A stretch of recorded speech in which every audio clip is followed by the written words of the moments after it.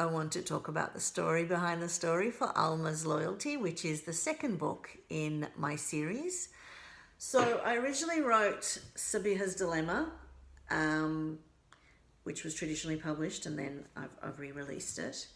And I loved the characters so much and the world so much, I could not leave them. I just wanted to keep writing about them.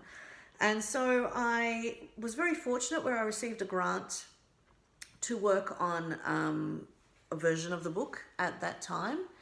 And I kept having different ideas about how I wanted to do it. I wanted to write from the voices of the characters in the book. So Sabiha actually creates a friendship group where it's her, Brian, Jessie, Dina, and her cousin Adnan, who become close in the first book, and their lives overlap, and they go through periods of fake friendships to real friendships.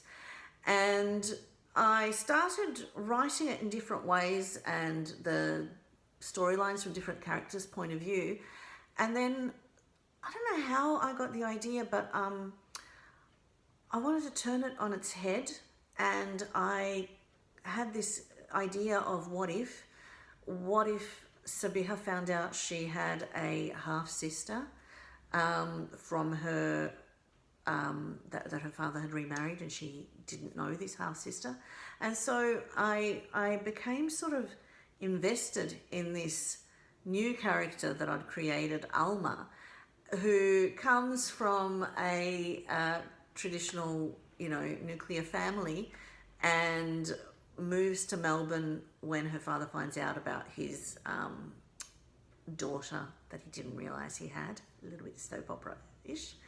And it was also exploring the reality of having a half-sibling. And so I actually have a half-sister from my mum's first marriage, and we didn't grow up together. We spent time together when I was young, and we became close when I was an adolescent. And, we've had a very different sibling relationship, because even though you recognize each other as siblings and there is this connection, there is also this disconnect because you haven't grown up under the same household. And there is this really weird thing of, are we the same? Are we not the same? And we actually went through this whole rigmarole where we had to explain our connection and stuff.